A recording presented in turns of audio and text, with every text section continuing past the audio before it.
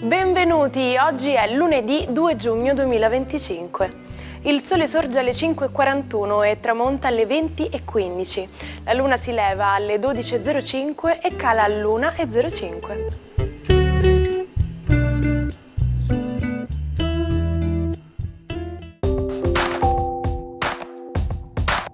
La Chiesa oggi celebra i santi Marcellino e Pietro.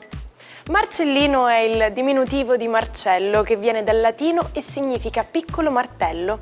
Pietro è un nome ebraico e vuol dire sasso squadrato. Il 2 giugno di ogni anno in Italia si ricorda la nascita della Repubblica Italiana. La festa nazionale è stata istituita in ricordo della data del referendum istituzionale del 1946. Il cerimoniale della manifestazione organizzata a Roma comprende la deposizione di una corona d'alloro in omaggio al milite ignoto all'altare della patria da parte del Presidente della Repubblica Italiana e una parata militare lungo via dei Fori Imperiali. Giorgio Cagnotto compie 78 anni ed è il più grande tuffatore italiano dopo Klaus Di Biasi, con 2 argenti e un bronzo alle Olimpiadi. Da tanti anni allena la figlia Tania, tra le migliori tuffatrici al mondo. Tony Hadley, cantante degli Spandau Ballet, festeggia 65 anni. La sua band ebbe una rivalità con i Duran Duran negli anni 80, ma si sciolse nel 1989, lasciando Hadley a continuare come solista. Infine, buon compleanno a Walter Nudo, che festeggia 55 anni. Nato a Montreal, in Canada, in Italia ha cominciato la carriera di attore, che lo ha portato a partecipare anche alla soap opera statunitense Beautiful. Ha vinto sia l'Isola dei Famosi nella prima edizione, sia Il Grande Fratello nella versione VIP. L'Italia si trovava a un bivio cruciale: Repubblica o monarchia? Nel giorno del 2 giugno 1946 i cittadini si recarono alle urne per il referendum che avrebbe deciso il futuro del paese. I cittadini e le cittadine italiane votarono per la prima volta con suffragio universale. Fu una sfida combattuta, con soli 2 milioni di voti a separare i contendenti. Alla fine il 54,3% degli elettori si schierò per la Repubblica, segnando la fine della monarchia e costringendo i Savoia all'esilio. Una decisione che ha cambiato per sempre l'Italia. Nella parte esterna del Sistema Solare, al di là di Nettuno, vi è un anello a forma di ciambella con corpi celesti ghiacciati, la fascia di Kuiper. I pianeti del Sistema Solare si formarono con l'aggregazione di gas, polvere e roccia per effetto della gravità. Al di là dei pianeti rimase un disco di detriti. Si ritiene infatti che nella fascia di Kuiper rimangano vari milioni di piccoli corpi ghiacciati.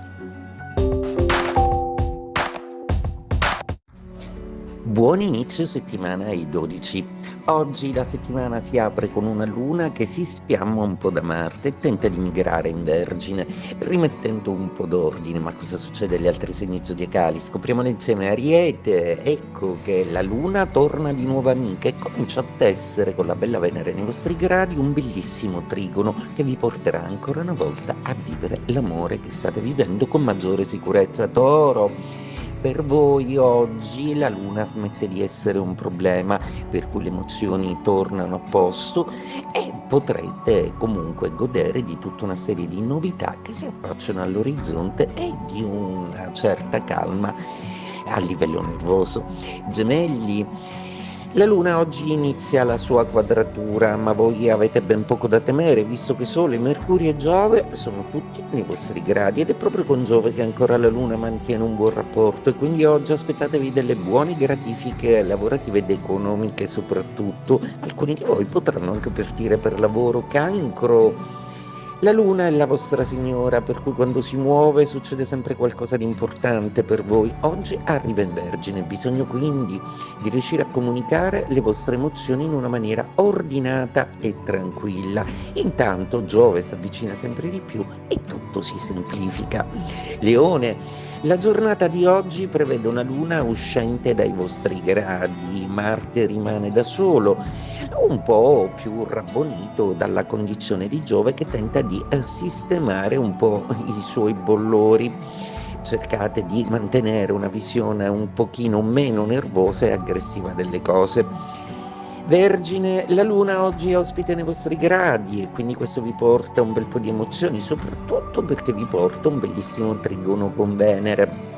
Una Venere di cui avete bisogno per ricordarvi che non di solo lavoro vive l'uomo, quindi datevi agli affetti perché questa è una settimana in cui la tematica dell'amore è assolutamente in primo piano. Bilancia, Venere, il vostro pianeta, è ancora in opposizione, ma ci pensa la Luna a portare un trigono che almeno in mattinata sarà abbastanza efficace con voi.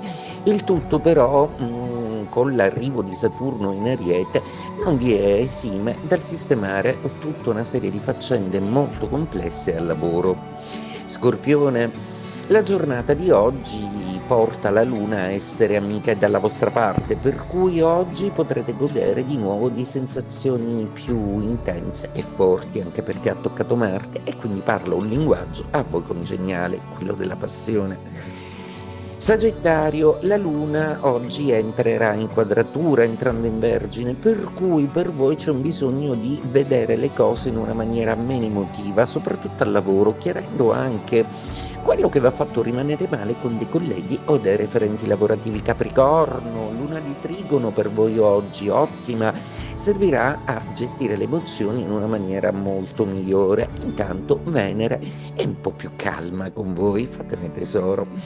Acquario, la giornata di oggi finalmente pone fine all'opposizione della Luna.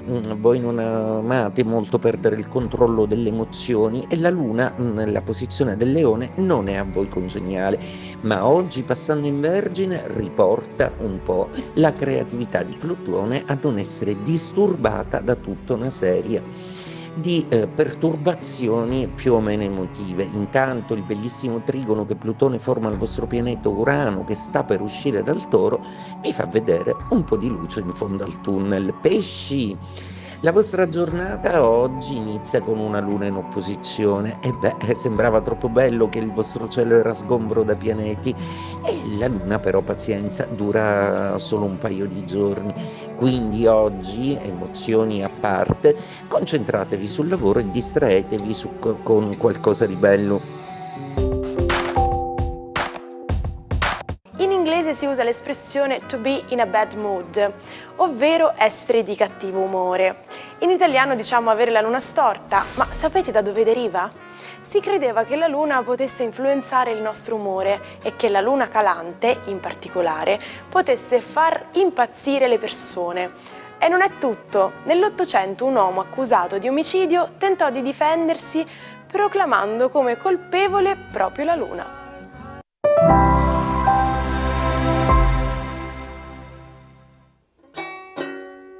Non perdete l'opportunità di restare sempre aggiornati con i nostri video. Iscrivetevi e attivate le notifiche per non perdere nessun nuovo contenuto.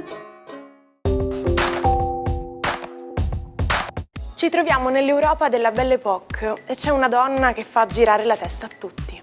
La marchesa Luisa Casati. Questa donna è davvero unica, è eccentrica, ama indossare abiti bianchi e neri decorati con perle e portare con sé 2 levrieri bianchi al guinzaglio. Il suo trucco mette in risalto gli occhi con la matita nera e sbianca il viso con la cipria. Ma Luisa organizza anche sedute spiritiche e adora passeggiare a Venezia nuda, tenendo al guinzaglio un leopardo con un collare di diamanti. Tutto questo glamour però ha un costo e Luisa alla fine della sua vita finisce in povertà.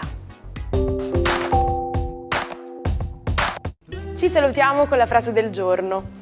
Se non posso fare grandi cose, posso fare piccole cose in un modo fantastico. E noi a piccoli passi e con queste piccole curiosità vi accompagniamo ogni mattina verso l'inizio di una nuova giornata con il nostro almanacco. A domani, buona giornata dalla vostra Martina.